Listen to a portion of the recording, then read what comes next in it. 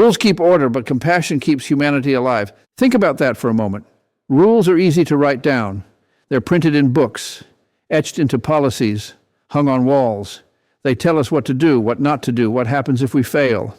But compassion, that isn't written anywhere. Compassion doesn't live on paper. It lives in people, in how we choose to see each other, in how we choose to act when someone stumbles. Without rules, society falls apart. Without compassion, society becomes cold. You can have perfect order and no kindness. And what kind of world is that? Now, let me tell you a story. It's about a teacher. Let's call her Mrs. Daniels. She wasn't flashy, not the type of teacher who tried to be your best friend, but she was respected. You walked into her classroom and you knew what to expect. Neat rows of desks, a clean chalkboard, a calm but steady presence at the front of the room. She wasn't harsh, but she believed in discipline. You earned what you worked for. And there was this boy, Alex, quiet kid, the kind of student who never caused problems, who smiled politely, who never gave anyone a reason to worry. One day, during an exam, Mrs. Daniels noticed something. Alex kept glancing down at his lap. You know that look kids get when they think no one's watching? He had that look. She walked by, slowly, giving him time to correct himself, but he didn't. So she stopped. And there it was, a crumpled paper with answers written on it. Now, most teachers, and maybe most of us, would follow the rule book, take the paper, fail the test, maybe call the principal. End of story. Cheating is cheating. Rules are rules. But Mrs. Daniels didn't act right away. She told Alex in a steady voice, "Stay after class."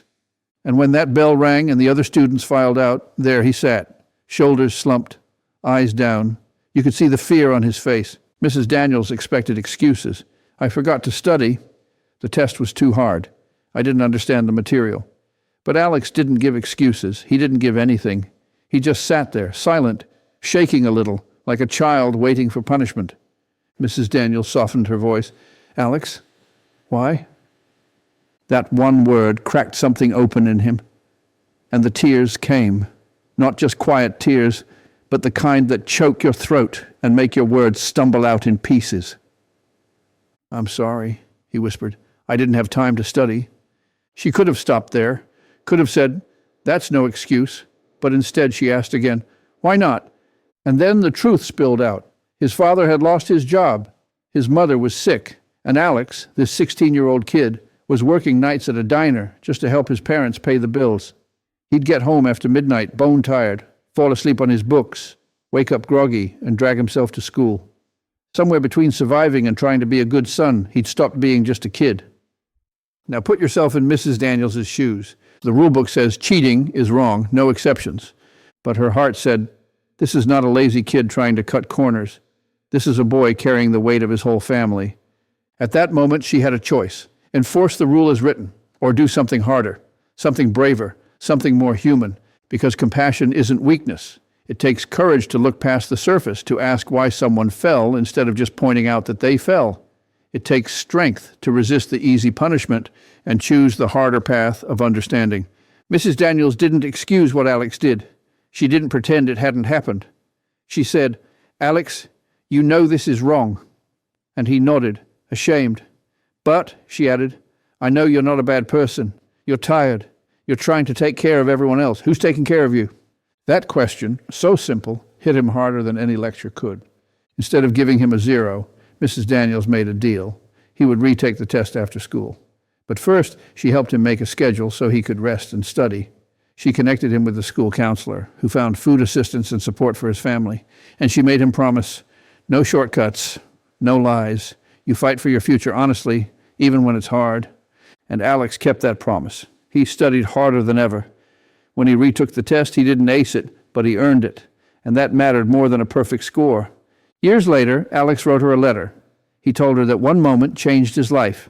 He went to college, he graduated with honors, and he started working to help disadvantaged kids because one teacher chose fairness with compassion. Now let's pause here. Imagine if she'd followed the rule book without thinking. Alex would have learned fear, not integrity. He would have learned that authority doesn't care about your struggles. It only cares about punishment. He might have become bitter, convinced the world was stacked against him. But because one teacher cared enough to ask why, Alex learned something bigger than literature or grammar. He learned that people can care, that rules can bend when humanity calls for it. that justice is more than cold judgment. It's guidance, it's understanding, it's hope. Think about how often we judge without asking why. Think about how quick we are to point fingers at work, in our families, even with strangers. Someone disappoints us, and we react. Someone makes a mistake, and we enforce consequences, no questions asked. But what if, behind that mistake, there's a story we never bothered to hear? Compassion doesn't mean letting people off the hook. It means holding them accountable while giving them a way forward. Fairness says, you broke the rule. Here's your punishment. Compassion says, you broke the rule. I see your pain. Let's fix this together. Justice without compassion is cold. Compassion without justice is chaos. The real magic, the kind that changes lives, happens when the two meet in balance.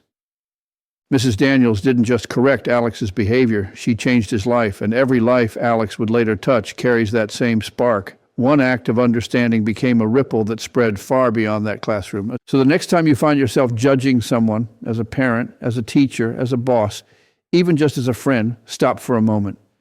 Breathe. Ask, am I only enforcing rules? Or am I also seeing the person? Am I punishing to feel powerful? Or guiding them to do better? Because rules keep order, but compassion keeps our hearts alive. And when fairness meets compassion, justice stops being just a word. It becomes real. It becomes human. It becomes something that actually changes lives. The matter is dismissed. I'm going to dismiss it. Case is dismissed.